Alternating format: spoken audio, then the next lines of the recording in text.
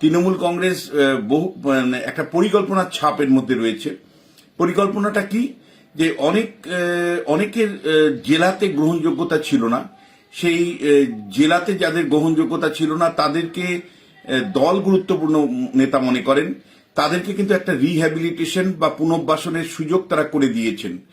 যেমন আমি বলছি যে রাজীব বন্দ্যোপাধ্যায় 2021-এ বিজেপিতে গিয়েছিলেন, ডোমজুড়ে পরাজিত হওয়ার পরে তৃণমূলের সঙ্গে সঙ্গে যোগদান করেন। তারপরে দল তাকে নানাভাবে ব্যবহার করেছে, কখনো ত্রিপুরায় পাঠিয়েছে, তো কখনো নদিয়াতে পাঠিয়েছে, বিভিন্ন জেলাতে তাকে পর্যবেক্ষক করে পাঠিয়েছে, কখনো পূর্ব মেদিনীপুরে পাঠিয়েছে, কখনো নন্দীগ্রামে পাঠিয়েছে। এই রাজীব বন্দ্যোপাধ্যায়ের হাওড়া জেলায় কোনো গ্রহণযোগ্যতা নেই, কারণ তার নেতারা কেউ চাইছে না তাকে, ফলে তাকে কিন্তু ক্যান্ডিডেট করা হয়েছে পূর্ব দেবরাতে করা হয়েছে, পশ্চিম মেদিনীপুরের দেবরাতে তাকে কিন্তু ক্যান্ডিডেট করা হয়েছে। ঠিক একইভাবে আপনারা যদি দেখেন যে শিয়া পান্ডে, মানে তৃণমূলের প্রভাবশালী নেত্রী শিয়া পান্ডেকে মানিকতলাতে কিন্তু ক্যান্ডিডেট করা হয়েছে। শিয়া পান্ডাকে মানিকতলাতে করা হয়েছে। আপনারা জানেন যে শিয়া পান্ডে কিন্তু এর আগেই উপনির্বাচনের সময় তার মা যখন ভোটে দাঁড়িয়েছিলেন তখনই কিন্তু তিনি প্রার্থী হতে চেয়েছিলেন এবং একটা বড় দাবি ছিল, এবং অভিষেক বন্দ্যোপাধ্যায়ও চেয়েছিলেন, কিন্তু একটা অংশের বিরোধিতায় তিনি শিয়া পান্ডে দাঁড়াতে পারেননি। শিয়া পান্ডেকে কিন্তু এবার মানিকতলাতে তার মার পরিবর্তে কিন্তু প্রার্থী করা হয়েছে। ঠিক তেমনিভাবে দেবরাট যিনি বিধায়ক ছিলেন, আইপিএস অফিসার হুমায়ুন কবির কার্যত বাধ্য হয়ে পড়েছিলেন। অভিষেক বন্দ্যোপাধ্যায় সেইভাবে তাকে গুরুত্ব দিচ্ছিলেন না, কিন্তু এই হুমায়ুন কবিরের গুরুত্ব বেড়ে যায় যখন আরেকজন তৃণমূল কংগ্রেসের হুমায়ুন কবির, ভরতপুরের বিধায়ক হুমায়ুন কবির যখন নতুন করে দল তৈরি করেন, তৃণমূল থেকে বেরিয়ে যান, বিদ্রোহ ঘোষণা করেন, তারপরে কিন্তু এই হুমায়ুন কবিরের গুরুত্ব বাড়ে সংখ্যালঘু মুখ হিসাবে। এই হুমায়ুন কবিরকে কিন্তু তৃণমূল কংগ্রেস, যেহেতু দেবরাতে তিনি তার সংযোগ কম হয়েছিল এবং তিনি মানে দেবরাতে তেমন গ্রহণযোগ্য ছিলেন না, ফলে তাকে কিন্তু এবার পুনর্বাসন দেওয়া হলো দমকলে, অর্থাৎ মেদিনীপুরের দমকলে কিন্তু এবার হুমায়ুন কবির আইপিএস তিনি কিন্তু প্রার্থী হলেন। নেক্সট হলো সব্যসাচী দত্ত, তিনিও বিজেপিতে জয়েন করেছিলেন। এই সব্যসাচী দত্তকে আমরা লক্ষ্য করলাম যে তৃণমূল কংগ্রেসে জয়েন করবার পর থেকেই মমতা বন্দ্যোপাধ্যায় অত্যন্ত আস্থাভাজন ব্যক্তি।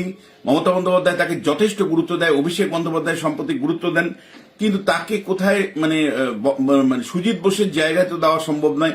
আবার একইভাবে অদিতি মুন্সি যেখানে দাঁড়ান সেখানেও দেওয়া সম্ভব হয়, নিউ টাউনেও নতুন করে মানে দেওয়া সম্ভব নয়। ফলে তাকে কিন্তু বারাসাতে, অর্থাৎ চিরঞ্জিত চক্রবর্তীর যে জায়গা, সেইখানে কিন্তু তাকে প্রার্থী করা হলো। অর্থাৎ এখানেও কিন্তু দেখলাম সব্যসাচী দত্তর পুনর্বাসন ঘটল বারাসত বিধানসভা কেন্দ্রে প্রার্থী পদ দিয়ে। ঋতব্রত বন্দ্যোপাধ্যায় বেশ কয়েক বছর ধরে তিনি তৃণমূল কংগ্রেসে এসছেন সিপিএম এর থেকে, তার পুনর্বাসন নিয়ে প্রশ্ন উঠেছিল, রাজ্যসভায় তাকে দেওয়া হয়েছিল, কিন্তু অভিষেক বন্দ্যোপাধ্যায় অত্যন্ত আস্থাবান মানুষ হয়ে উঠেছেন তিনি, বিশেষ করে শ্রমিক ফ্রন্টে গুরুত্বপূর্ণ নেতা এখন এই মুহূর্তে তৃণমূল শিবিরের।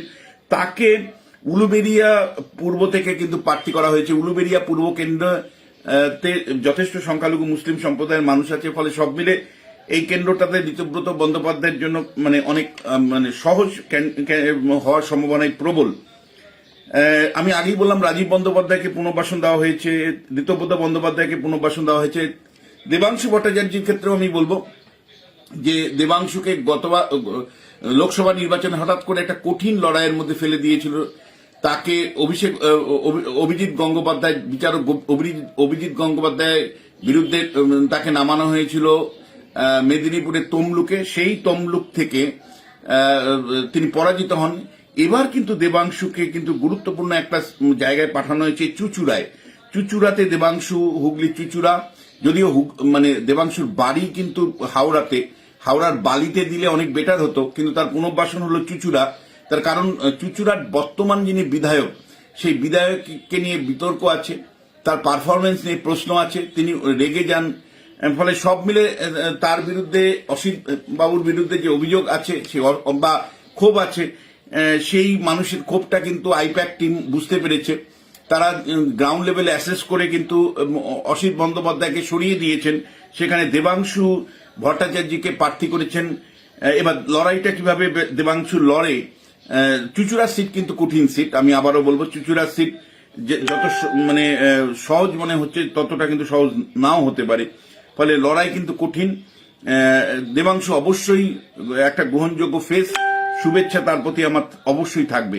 মানিকতলাতে আমি আগেই বললাম যে শ্রেয়া পান্ডেকে করা হয়েছে। আরেক উত্তরে যদি চলে যায়, দুজন ব্যক্তিকে কিন্তু একটা পুনর্বাসনের উদ্যোগ তৃণমূল কংগ্রেস নিয়েছে। একজন হলো পার্থপ্রতিম রায়, তৃণমূল কংগ্রেসের হঠাৎ তার উত্থান হয়েছিল সাংসদ হিসাবে, জেলার গুরুত্বপূর্ণ নেতা হয়ে উঠেন পার্থ, কিন্তু পার্থ বেশ কিছুদিন ধরে মানে নির্বাচনী রাজনীতির দূরে থাকছেন এবং পরাজিত হয়েছিলেন। এইবার কিন্তু পার্থকে কিন্তু আমরা দেখলাম যে কোচবিহার থেকে কিন্তু লড়াইয়ে নামানো হয়েছে, পার্থকে কিন্তু এবার ক্যান্ডিডেট করা হয়েছে এবং মনে করা হচ্ছে যে মানে কোচবিহারে যেহেতু বিজেপির একটা প্রভাব আছে উত্তর দক্ষিণ দুটো জায়গাতেই, ফলে পার্থ প্রতিম রায় যিনি কোচবিহার উত্তর থেকে প্রতিদ্বন্দ্বিতা করছেন, এবার কিন্তু মনে করা হচ্ছে যে কোচবিহার উত্তরের সিটটা দখল করবার জন্য তৃণমূল কংগ্রেস পার্থ প্রতিম রায়কে প্রার্থী করেছেন। গতবার নির্বাচনে পরাজিত হয়েছিলেন পার্থ, কিন্তু এবার দেখা যায় যে কোচবিহার উত্তর থেকে তিনি কিভাবে লড়াই করেন, এটা কিন্তু একটা পুনর্বাসনের মতনই বিষয়।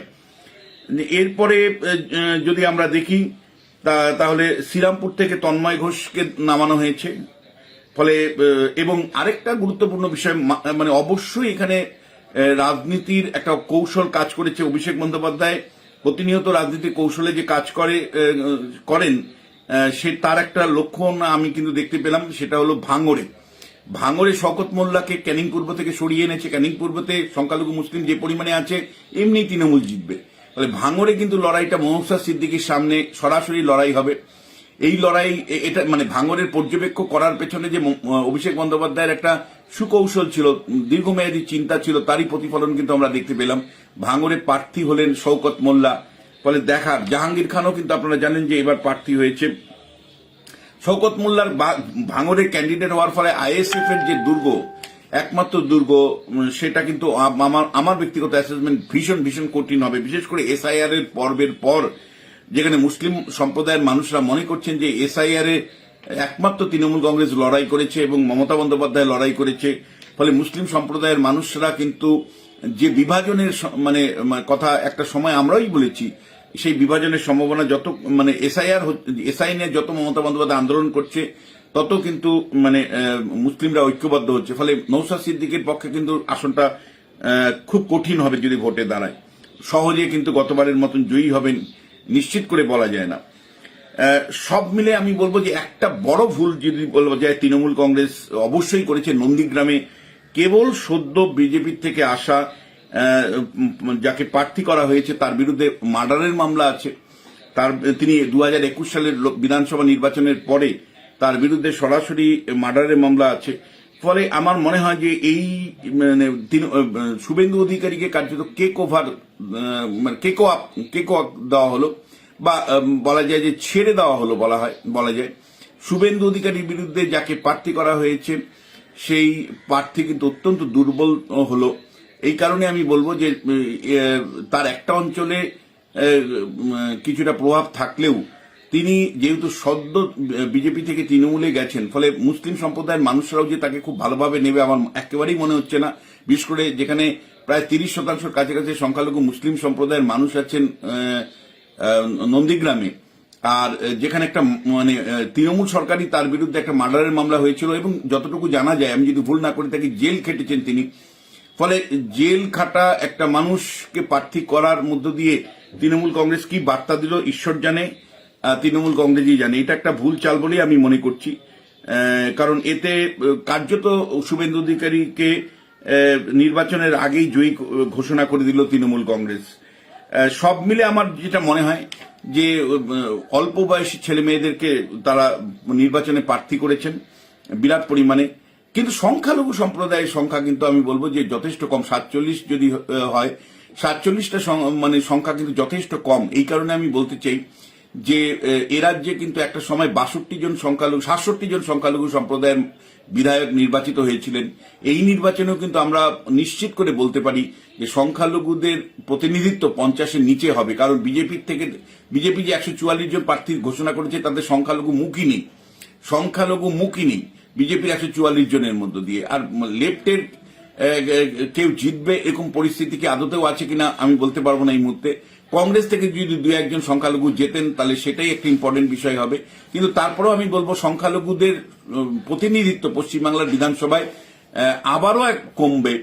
আমি বারবার বলছি যে পশ্চিমবাংলায় সংখ্যালঘুদের নিয়ে রাজনীতি করা হয়, সংখ্যালঘুদের ভোটের বড় বানানো হয়, কিন্তু শেষ পর্যন্ত বিজেপিকে আটকানোর জন্য তৃণমূল কংগ্রেসও সংখ্যালঘুদেরকে কিন্তু ভোট নির্বাচনে সেইভাবে লড়াই নামান না। আমরা কিন্তু খুব পরিষ্কার করে দেখতে পাচ্ছি যে খানাকুলের মতন জায়গায়, যেখানে এক সময় ইকবাল আহমেদ মতন বিধায়ক ছিলেন, খানাকুলে প্রায় 40% সংখ্যালঘু মুসলমান মানুষ আছেন, তারপরেও সেখানে কিন্তু আমি দেখলাম হিন্দু প্রার্থী তৃণমূল কংগ্রেস দিয়েছে। ফলে বিজেপিকে আটকানোর জন্য তৃণমূল কংগ্রেস দিয়েছে, তারা ধরেই নিয়েছে মুসলমান ভোটটা আমরা পাবো, সুতরাং হিন্দু ভোটটা ধরে রাখার জন্য হিন্দু প্রার্থীদের দিচ্ছি। ফলে মুসলমানদের সংখ্যা কিন্তু পশ্চিমবাংলার বিধানসভায় দিনের পর দিন কমে যাচ্ছে, যেটা খুবই চিন্তার বিষয়। যে পশ্চিমবাংলার 35% সংখ্যালঘু মুসলমান সম্প্রদায়ের মানুষ আছে, যদি সিম্পলি অ্যারিথমেটিক্স ধরি তাহলে অন্ততপক্ষে 90 জন বিধায়ক এ রাজ্যে মুসলমানদের তরফ থেকে আসা উচিত। কিন্তু দুঃখের সাথে তো আমি জানাতে চাই আপনাদের, পশ্চিমবাংলাতে না বিজেপি তো সংখ্যালঘু মুসলমানদের চাই না, কিন্তু একই সাথে যেহেতু বাম কংগ্রেস দুর্বল হয়ে গেছে, ফলে বাম কংগ্রেসের থেকে মুসলিম প্রতিনিধিত্ব হওয়ার সুযোগ কম, আইএসএফ দুর্বল হয়েছে। আর হুমায়ুন কবিরও যেহেতু এসআইআর এর আন্দোলন করেনি, ফলে হুমায়ুন কবিরের থেকে মুসলিম সম্প্রদায়ের কতজন নির্বাচিত হবেন আমার ডাউট আছে, 1-2 জন হলেও হতে পারেন। ফলে তৃণমূল কংগ্রেসে প্রথম 2টো টার্মে যত সংখ্যক মুসলিমদেরকে নামিয়েছিলেন প্রতিদ্বন্দ্বিতায়, এবার সেখান থেকে কিন্তু কমে গেল, অর্থাৎ পশ্চিমবাংলা বিধানসভায় কিন্তু সংখ্যালঘু মুসলিমদের সংখ্যা কমার সম্ভাবনাই প্রবল বলে আমি মনে করি। কিন্তু তারপরেও আমি বলবো যে নির্বাচনী কৌশলের জায়গা থেকে মমতা বন্দ্যোপাধ্যায় এসআইআর কে একটা ইম্পর্টেন্ট ইস্যু করছেন, এবং এই যত তিনি এসআইআর কে ইস্যু করছেন তত কিন্তু মুসলিম ভোট ব্যাংকটা মমতা বন্দ্যোপাধ্যায়ের থেকে বাম কংগ্রেস বা অন্য কোন রাজনৈতিক দল থেকে কিন্তু মমতা বন্দ্যোপাধ্যায়ের দিকে আসছে। এসআইআর এর লোল্লোকে মমতা বন্দ্যোপাধ্যায় ছাড়া আবার কে, এই ইস্যুটা কিন্তু মুসলিমদেরকে প্রভাবিত করেছে। এবং যেহেতু তৃণমূল কংগ্রেস প্রচার করছে সর্বত্র যে এসআইআর এ মুসলিমদের নাম কেটে বিজেপি ক্ষমতায় আসতে চাইছে, ফলে মুসলমান আইএসএফ কেও ভোট দিয়েছে গত নির্বাচনে, সিপিএম কেও ভোট দিয়েছে, তারা কিন্তু মনে করছে যে তৃণমূল কংগ্রেসকে ভোট দিয়েই জয়ী হতে বিজেপিকে আটকাতে হবে। এটা একটা দিক। আর দ্বিতীয় যেটা, সেটা হলো যে তীব্র কেন্দ্র বিরোধী অবস্থান মমতা বন্দ্যোপাধ্যায় ভোটার তালিকা প্রকাশের আগেই বললেন, এবং তীব্র ইলেকশন কমিশনকে কার্যত তিনি শত্রু বানিয়ে ফেলেছেন। ফলে পুরো প্রশাসনিক একটা চাপ তৈরি করতে চাইছেন এবং একটা ললেসনেস অবস্থা তৈরি করতে চাইছেন, যার মধ্য দিয়ে তিনি জয়ী হতে চাইছেন। ফলে এখন দেখার যে শেষ পর্যন্ত মমতা বন্দ্যোপাধ্যায়ের যে তালিকা তৈরি করছেন, সমাজের সর্বস্তরের মানুষ অবশ্যই তার মধ্যে আছে, কৌশল নানাভাবে আছে, পুনর্বাসনের উদ্যোগের মধ্যে আছে, বিভিন্ন নেতা যারা জেলায় তেমন গ্রহণযোগ্য নন তাদেরকে অন্য জেলায় প্রার্থী করা হয়েছে, যে বিধায়ক নিজের কনস্টিটুয়েন্সিতে জনপ্রিয় নন তাকে অন্য জায়গায় নিয়ে গিয়ে নির্বাচনে দাঁড় করানোর চেষ্টা হয়েছে। যেমন একটা উদাহরণ দিচ্ছি, সোহম চক্রবর্তী যথেষ্ট জনপ্রিয়, হারানো একটা মানুষ, সেই সোহম চক্রবর্তীকে কিন্তু এবার প্রার্থী করা হয়েছে নদিয়ার থেকে। উদ্দেশ্য একটাই, যে নিজের কেন্দ্রে অ্যান্টি ইনকামবেন্সি স্ট্রং পূর্ব মেদিনীপুর থেকে সোহম চক্রবর্তী অভিনেতা, তাকে জয়ী করা খুব কঠিন চণ্ডীপুর থেকে। ফলে চণ্ডীপুরের পরিবর্তে ওকে পূর্ব নদিয়া জেলাতে নিয়ে যাওয়া হলো। উদ্দেশ্য একটাই, যে সংখ্যালঘু ভোট ব্যাংকটাকে নিশ্চিত করা। ফলে সব মিলে, এবং দার্জিলিং এর 3টি আসনেই তৃণমূল কংগ্রেসের কিছু নেই, সেখানে কিন্তু তৃণমূল কংগ্রেস চাইছে যে তাদের সহযোগী যারা আছেন তাদের মাধ্যমে যদি 1-2 আসন জয়ী হওয়া যায়, সেটাই তাদের টোটাল সংখ্যাকে বৃদ্ধি করবে। ফলে দার্জিলিং, কালিম্পং, কাশিয়াং তৃণমূল কংগ্রেস লড়াই করছে না, খুব সচেতন একটা কৌশল, কারণ লড়াই করলেও ওখানে নোটা সংখ্যক ভোট পেত।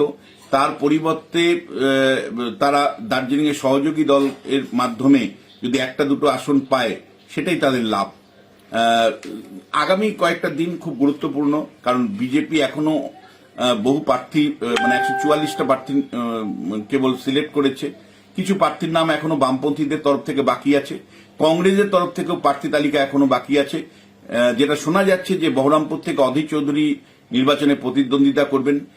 পশ্চিমবাংলার বিধানসভায় অধীর চৌধুরীর মতন মানুষ জয়ী হলে বিধানসভা গুরুত্ব বাড়বে। এবং সবশেষে বলবো যে দেখুন, জয়ী যেই হোক, বিরোধী জানি স্ট্রং থাকে। পশ্চিমবাংলার রাজনীতি তো বিরোধী না থাকলে এটা শ্মশানে পরিণত হয়, বারবার আমরা দেখি।